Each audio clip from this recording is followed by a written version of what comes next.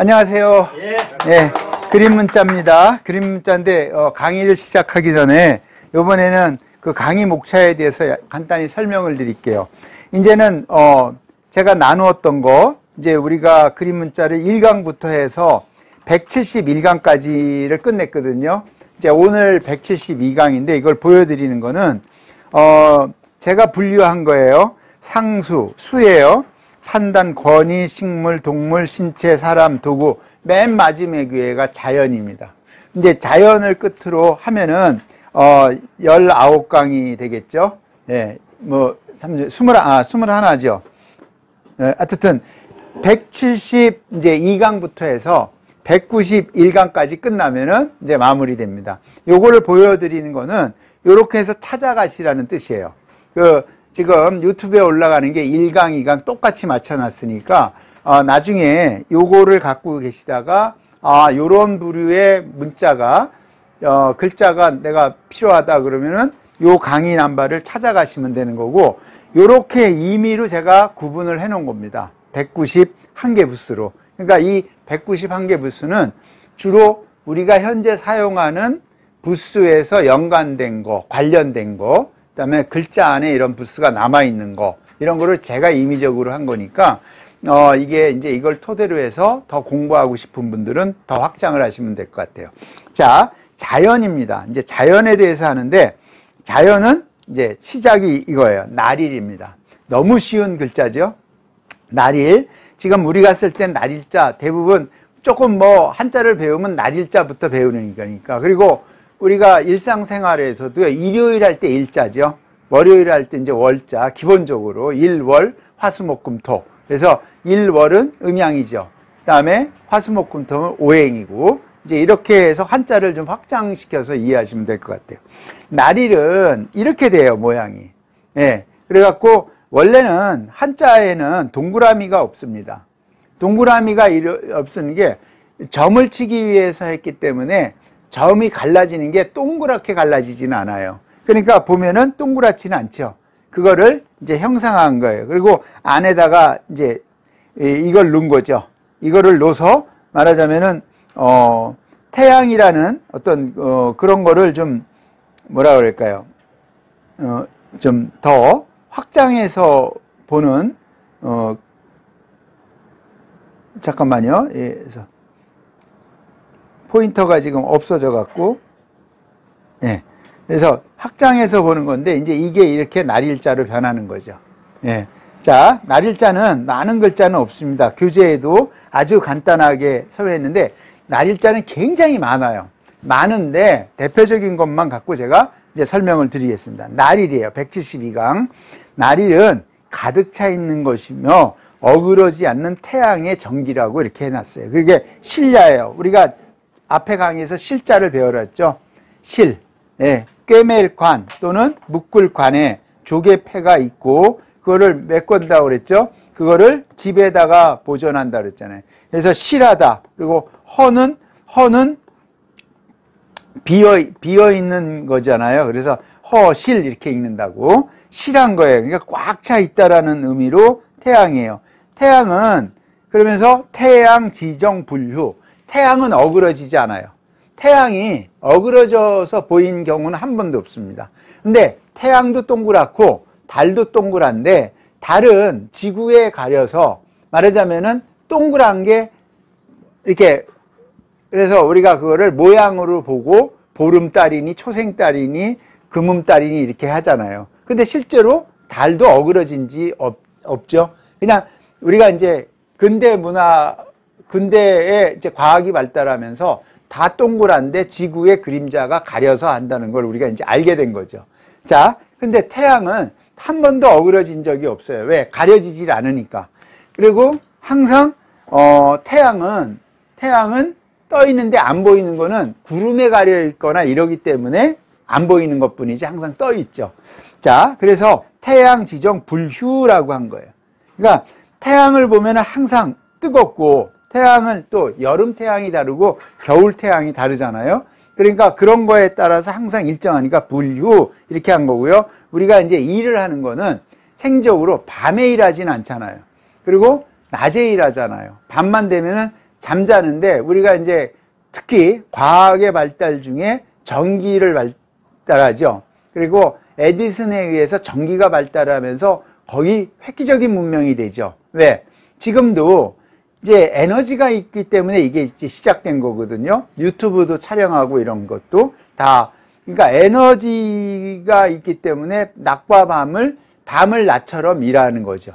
예. 그리고 지금 많이, 나이 드신 분보다 젊은 친구들은 오히려 야행성이 더 많잖아요. 그래서 아침에 일어나지 못하는 경우가 많습니다. 그러니까, 일과 일몰, 그리고 해가 짓는 거, 이렇게 표현하죠. 그리고 이거를 이제 합자를 하게 되면은 밤에는 달을 뜨죠.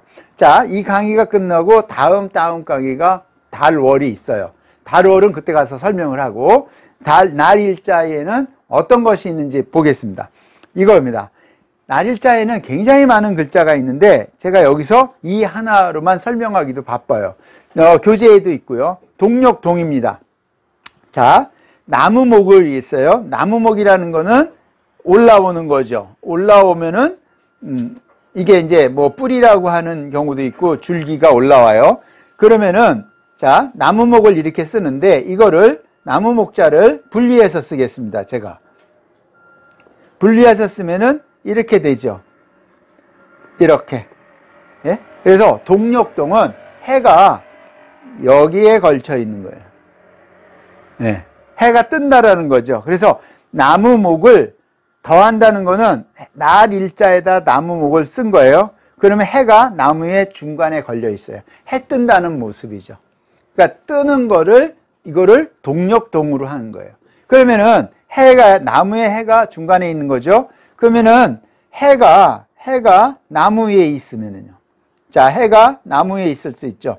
그게 뭐냐면은 나무 위에 있으면 밝겠죠. 해가 나무 위에 있잖아요. 중간에 있는 것보다. 중간에 있으면 해가 뜬다는 거고, 나무 위에 있으면 해가 밝게 빛나죠. 말 그대로 이게 무슨 글자인지 모르지만 밝을고 이렇게 되는 거예요. 그러면은 나무 밑에도 있겠죠. 해가. 예? 해가 나무 밑에 있으면 뭐가 돼요? 어두울 묘가 되는 거예요. 그래서 이 한자를 가지고 나무목과 날일자를 가지고 이렇게 단어가 세 개가 확장이 되는 겁니다. 그거를 동력동은 동야다 이렇게 하는데 일, 제, 목, 중, 왈, 동, 제, 목, 상, 왈, 고, 제, 목, 하, 왈, 묘.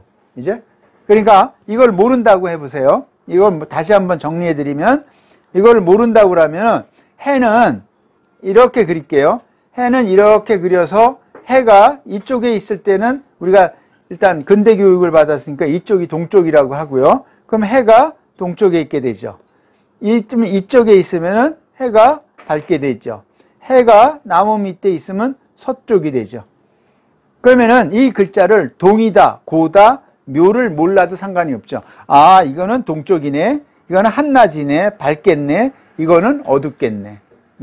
이렇게 볼 수가 있는 거예요. 그리고 이제 여기에는 아직 안 나타난 나라고 이 시간 그것 때문에 제가 했는데 우리가 무덤묘를 하죠. 이렇게 쓰죠. 예? 그러면은 무덤묘를 이렇게 쓰는데 없습니다. 책에는 없고 제가 더 이거 확장. 이게 풀초예요. 풀초예요. 여기다 풀초예요. 풀초인데 밑에도 해가 있어요. 자, 밑에도 풀초입니다. 네. 풀과 풀 사이에 해가 가렸어. 근데 그게 뭐야? 땅에 들어가 있다고요. 그러니까 이건 뭐가 됩니까? 무덤묘가 되죠. 네. 해가 어디에 들어가 있어요? 풀 사이에 꽉 끼었는데 그리고 풀 사이에 낀 게 아니라 그게 아예 땅으로 들어가 버린 거예요. 그러니까 우리가 무덤이다 그러면은 이런 거를 뜻하는 거죠. 네. 그리고 이렇게 한자를 유치할 수 있다라는 거죠. 그런 한자에 유치하는 능력을 키워주는 게 이 소전체를 할 때 하는 겁니다. 그래서 이제 우리가 기준점이 어딘지 모르지만 지금은 동양이다, 근동이다, 또는 극동이다 이런 말을 할 때 기준점이 있죠. 서양에서 바라보면 우리는 동쪽에 있는 거죠. 왜? 해가 떠오르는 방향으로 배를 타고 계속 왔으니까. 거꾸로 가면은 서쪽이 되겠죠. 예. 그러니까 그런 거를 보더라도 이제 기준점을 갖고 얘기를 했다라는 거죠. 그리고 해는 굉장히 중요하고요. 우리가 지금 제일 많이 쓰는 요일을 할 때도 일월이라고 그러잖아요. 일월. 그죠? 일월. 그러니까 일월 화수목금토 하잖아요. 그러면은 일요일 날 쉬고 월요일 날인데 이게 음양이죠. 예. 양음인데 화수목금토면 이게 오행이죠. 우리가 배운 것 중에 오행은 하늘과 땅 사이에 효가 있다 그랬죠. 다소도. 다소도인데 다소노도가 뭐냐면은 목화토금수라고 분명히 말씀을 드렸어요. 그게 뭐냐면 상수에서 나오는 거예요. 상수에 1, 2, 3, 4, 5, 6, 7, 8, 9 할 때 말씀드린 거예요. 그래서 다소도는 이렇게 쓴다 그랬죠. 그래서 하늘과 땅 사이에 효가 왔다 갔다 한다. 그 효가 뭐냐? 이거다고요. 그러니까 화수목금토는 불의 성질, 수의 성질, 땅의 성질, 금의 성질, 토의 성질이 그런 거를 왔다 갔다 하고 상징적으로 표현한 거예요. 하늘에는 화성, 수성, 목성, 토성, 금성이 있고 그 사이에 왔다 갔다 하는 기운은 이걸로 표현한 거고 우리가 땅에서는 그거를 화수목금토로 한 거고 우리가 전통적으로 이런 기운을 우리가 타고난다고 하면은 그거의 오행이 되는 거죠. 예. 그리고 손가락도 5개잖아요. 예. 이제 5개인 이유가 왜 6손은 없고 4손은 왜 안 됐냐 이거죠.